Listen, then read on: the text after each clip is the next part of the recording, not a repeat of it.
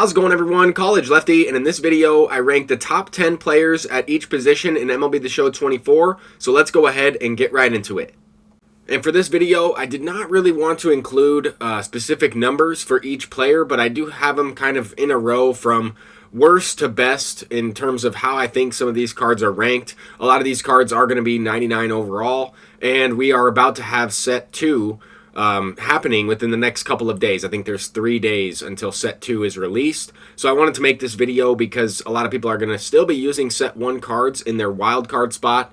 And a lot of these cards are a little bit different from years past. So you see a lot of the same cards, but a few miscellaneous players, some new cards in there as well.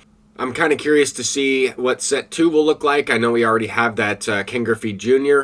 Revealed. I still think this Randy Johnson, 93 overall, is a top pitcher in the game. Really deceptive. I have a tough time hitting Randy Johnson, and I kind of put this video together for all difficulties, All-Star, Hall of Fame, and Legend, of course. I think Satchel Paige is the best all-around pitcher in the game. If you noticed, I did not have Babe Ruth ranked in the top 10 anymore, or even in the top 12, just because I think there are some better starting pitchers, but I think you'll also get more value out of Babe Ruth in the outfield or at first base. We do have some relief pitchers. Some of these cards I've never even used, but just going off their pitch mix, going off of their attributes, this is kind of how I would rank them. I have used a lot of these cards in years past as well.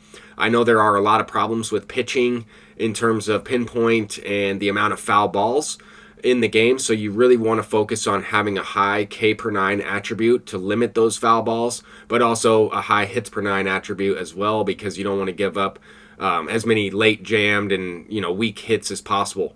Having those 2 attributes will help you significantly. I think this Devin Williams is probably the best all-around relief pitcher in the game, as well as that Aaron Loop card. Now we're going to get into some catchers. You might be surprised to see Keibert Ruiz on this list. I was kind of surprised to place him on there, but I do think the best all-around captain is going to be that Carlos Santana switch hitting captain. And if you have some of these switch hitters like Cal Raleigh or whoever on your bench, then maybe that will add to those captain boosts.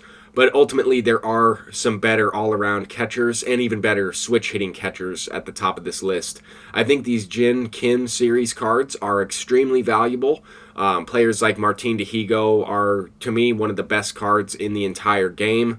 But I would probably rank a few catchers ahead of him. Martin Dihigo has more value to me at a corner position, or maybe even in the outfield. But at number 2 and at number 1, we have Jorge Posada and Adley Rutschman.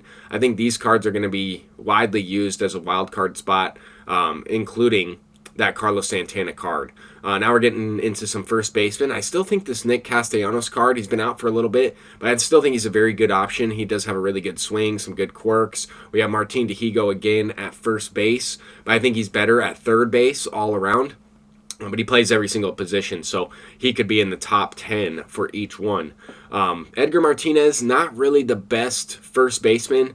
I do think he does have some more value at a DH position, of course. That fielding is not the greatest, but you can get away with having less reaction over at first base. You need more reaction at third base, and that's why I think that Chris Bryant is a pretty good card. George Brett, still one of the best first basemen. I think Babe Ruth is the best all-around first baseman, even though I have his pitching attributes there. He's 125 across the board. At second base, we are going to have a couple different options here. We have Luis Arraez at the back end of the list. I think this is a really good contact hitter, kind of like a Tony Gwynn playing the middle infield position for you. We also have Ozzie Albies, a switch hitter, another switch hitter in Luis Rengifo, and a lot of these cards are switch hitters. You're going to see that trend throughout. I think that's the best all-around theme team, or whatever you want to call it. Team boost, if that is the case. But there are some other options as well, some good righties, some good lefties. We got Gunnar Henderson, we got Honus Wagner, Trevor Story is a really good card. There are quite a few options that you can use. Hank Thompson is another good outfielder. You can put him in the outfield. I would recommend it, but he's also a really good second baseman. We got Ketel Marte. Martin Dihigo could definitely play second base really well. We got Mookie Betts at the top of the list. I think that Mookie Betts is probably the best all-around second baseman, but you could probably put him somewhere else too. At shortstop, I wanted to include some players that primarily play shortstop. We got Colson Montgomery, Marcelo Mayer. I think these cards are both very good for these Pipeline Prospect Series cards. However, they do not get any active quirks, which I think does play a big factor in the game, especially with the way pitching is, with how many foul balls there are. The more quirks you have, especially the dead red quirks, the 2-strike hitting quirks, the tougher it is to get you out in that situation. But we're going to see a lot of repeats here in the shortstops. Sometimes when I make these videos, I like to include different types of players that I didn't have on the list anywhere else. But in terms of the best cards in MLB The Show, I think a lot of these cards, these infielders, are the best second baseman, shortstops, and maybe even third baseman in the game. We have Wade Boggs here. You could also put him at first base, but he's more of a contact hitter. He does have 85 power against righties, which is nice. Josh Jung, that's a different card. Haven't put him on the list anywhere, but we have Luis Rengifo again. Very good player. We got Marcelo Mayer, also could play third base a little bit. You might switch a couple of these guys around. Eduardo Escobar is very similar to that Luis Rengifo. If you want to try to put Harmon Killebrew at third, I think you could sneak him there. I would probably rather play him at DH or first. We got Brad Miller as a good utility card. We got Honus Wagner as a good utility card. I mean, these cards are going to be some of the best players at all of their secondary positions, even with that secondary position fielding hit. But I think this Hank Thompson card is extremely underrated. He's a pretty cheap card. Same thing with this Martin Dihigo. I think you're going to see a lot of those guys, those Jin Kin cards, in the wild card spot. In the outfield, we have Marcell Ozuna. This card to me is more of a DH, but you can really only have so many DHs. Maybe he's a bench bat. We got Pete Crow Armstrong. Not the best hitter. We have Max Clark, who's very similar hitting-wise, but also has that elite defense. I think having some great reaction in the outfield, good diamond defense, is extremely important this year. We have Robin Yount in the outfield, kind of surprising.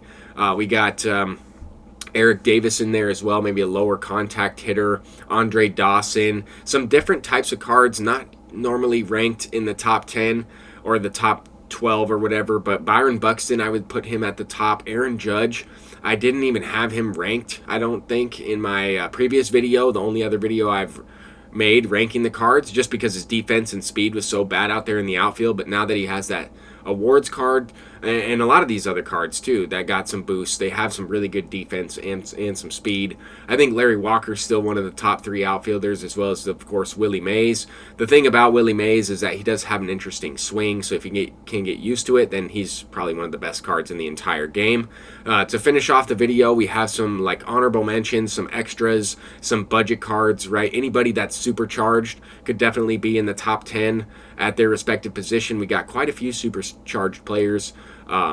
And we also have some sneaky good players that aren't maybe 99 overall, they're 97. We got a 96 Trent Grisham here. I think these cards have some value in their own respect, and they are more budget options. But that's really going to do it for this video. I'm College Lefty, and there are far more players you could choose from, but I think those guys are probably the best, the team I would want to build.